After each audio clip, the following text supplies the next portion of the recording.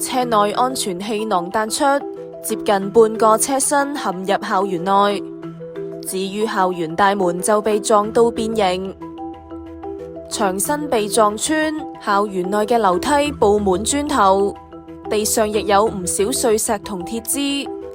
現場係觀塘雲漢里地利亞修女紀念學校門口，喺星期四朝早10點幾，一架的士沿住觀塘協和街行駛，期間突然失控鏟上行人路，撞爛鐵欄，再衝入學校。好彩正係聖誕長假期，學校入面冇學生，3個員工亦都冇受傷。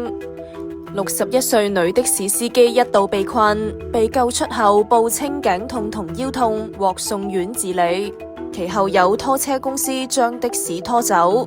可以睇到的士車頭嚴重損毀，衝擊力度驚人。校園後門亦都一片狼藉。